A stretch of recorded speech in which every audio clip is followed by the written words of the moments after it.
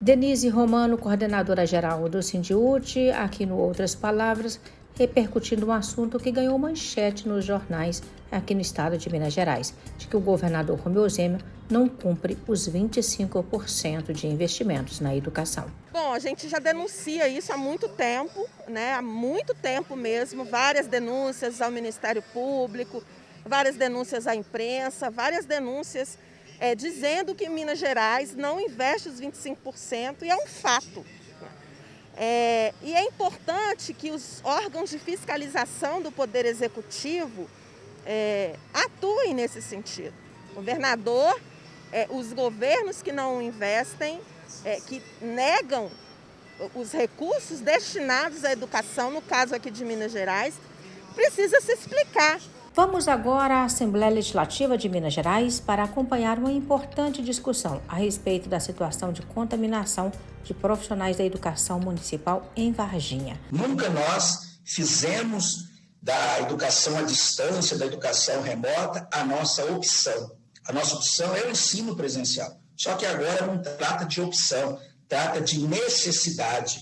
A sociedade sabe disso. E a população varginhense, a comunidade varginhense, demonstrou isso em números que nós vamos colocar aqui, que agora é essa necessidade que nós temos que fazer. Nós temos que ainda preservar a vida, retardar um pouco ainda as aulas presenciais, para que a gente possa voltar com segurança e com respeito à vida. Eu não posso negar a importância das aulas presenciais na vida da minha filha, né? Na vida de nenhum aluno, pois isso é imprescindível realmente.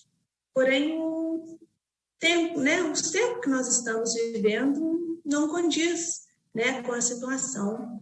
Nós precisamos aí dar vida em primeiro lugar. As escolas voltaram primeiro com o corpo administrativo, né, seus auxiliares de serviço, diretor, vice, auxiliar de secretaria, supervisores. Esses voltaram antes do presencial. Voltaram para atender a comunidade escolar, voltaram para que mais eu não sei, né? Mas, infelizmente, isso aconteceu, inclusive, em plena onda roxa determinada pelo Estado de Minas Gerais, que não foi seguida aqui em Varginha.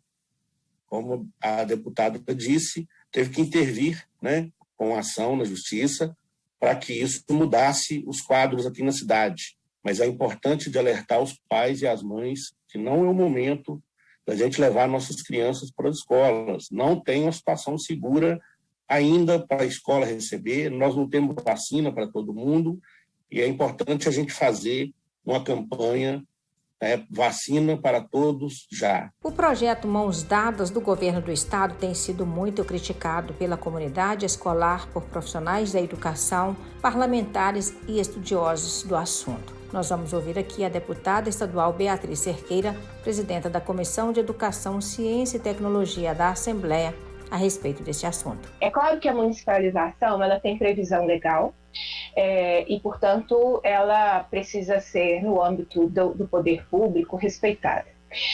O que eu trago, no entanto, aos colegas, né, do parlamento e a todos que nos acompanham, é que este projeto Mãos Dadas não é da forma como a legislação determina que precisa ser a descentralização das matrículas. Esse é um primeiro ponto.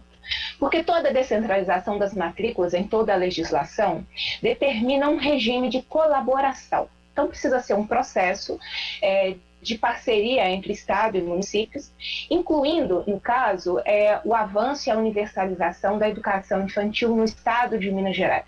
Assunto este que o governo de Minas não priorizou na parceria com os municípios. Daí eu faço uma leitura geral.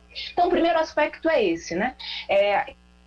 O projeto Mãos Dadas, ele não e não atende, né, o que a legislação, na minha avaliação, preconiza do que tem que ser a descentralização de matrícula. E agora nós vamos acompanhar um debate promovido pela Câmara Municipal de São Francisco, uma audiência pública sobre o projeto Mãos Dadas, do governo de Minas, que prevê a municipalização do ensino fundamental. Estou com a tarefa aqui de falar do ponto de vista do trabalhador em educação. E eu quero dizer que nós já passamos por processos de municipalização no Estado antes, em 1998. E as pessoas que têm carreira, ou que já se aposentaram, ou que estão esperando a aposentadoria, passaram por esse processo, até hoje sofrem as consequências desse processo de municipalização. A disjunção por um ano não resolve a questão funcional das pessoas, porque o trabalhador em educação tem uma carreira, e graças à reforma da Previdência, do regime geral que foi aprovada, de contribuição, que aumentou a trabalhadora, a professora. Então, nós não passamos menos de 25 anos, 30 anos ou mais em sala de aula. Então, a disjunção por um ano me parece uma justificativa para ancorar qualquer tipo de projeto de governo, não projeto de Estado, que não resolve a nossa situação, porque a política educacional repercute por gerações. Por gerações. Então, acho que isso é importante destacar. Em São Francisco, nós temos somente de professores da educação básica um quantitativo de 51 professoras que ficaram excedentes no Estado. Quer dizer que são as efetivas que ficarão sem local de trabalho, que terão que ser, em tese, cedidas para o Estado em adjunção. Os designados da educação não terão vínculo funcional com o Estado, serão demitidos. O superintendente disse, representando o governo, que o vínculo é até 31 de dezembro de 2021, está correto. Após 31 de dezembro de 2021, e passando o processo de municipalização no município, essas pessoas ficarão desempregadas. Nosso assunto agora é a CPI da CEMIG na Assembleia Legislativa de Minas Gerais. Quais são os próximos passos? Este questionamento foi feito durante uma live que ocorreu no último dia 21 de junho, com a presença de Emerson Andrada, coordenador geral do Sindeletro, o deputado federal Rogério Correia e a deputada estadual Beatriz Cerqueira. Nos últimos dias, ou nos últimos meses, nós temos visto uma sanha privatista e entreguista do patrimônio público mineiro aos interesses privados, que tem, de sobremaneira, surpreendido a sociedade mineira. Especificamente em relação à CEMIG, nós vimos a direção da CEMIG propor a venda da Renova, uma subsidiária da CEMIG, que tratava, sobretudo, de energias renováveis. Nós vimos a CEMIG propor a venda da sua participação na Light, que foi levada a cabo, e hoje a CEMIG não tem mais participação na Light, uma importante empresa do sistema elétrico brasileiro.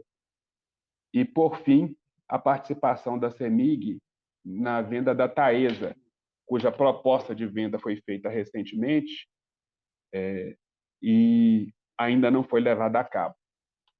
Esses três eventos, eles demonstram que, uma vez não tendo conseguido construir clima para a privatização da CEMIG dentro da Assembleia Legislativa e, sobretudo, no seio da sociedade mineira, a atual direção da CEMIG, a mando do Partido Novo e do nosso governador Romeu Zema, vem fazendo a privatização pelas beiradas. Agosto está marcada a privatização dos Correios.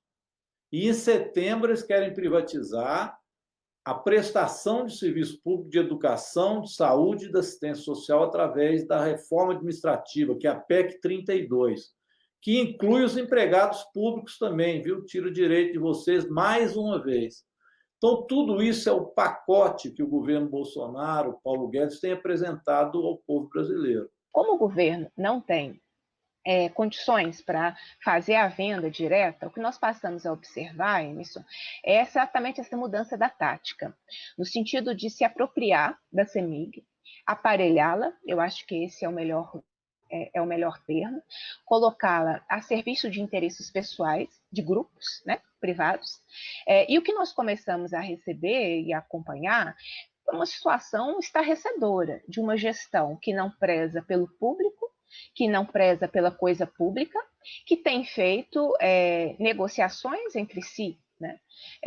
Começamos a denunciar a aprovar, primeiro, a CEMIG se desfazendo do atendimento à população, né? Uma das primeiras pautas, inclusive fui eu que aprovei, e realizei audiência pública na Comissão de Direitos Humanos, logo no início de 2019, quando o governo começou a fechar as unidades do interior, né? Deixando a população sem o atendimento. Isso é uma tática privatista. Você diminui a prestação de serviço público para fazer as pessoas acharem que o serviço está ruim. E se está ruim, é melhor privatizar. 45.961 mortes até o dia 29 de junho.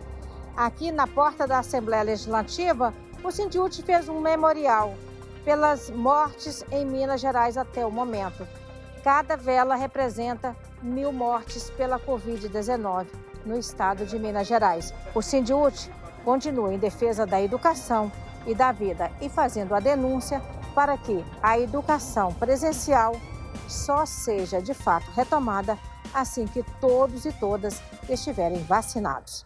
Mais de 45 mil mineiros mortos pela Covid, dentre eles centenas de trabalhadores em educação da rede estadual de Minas Gerais.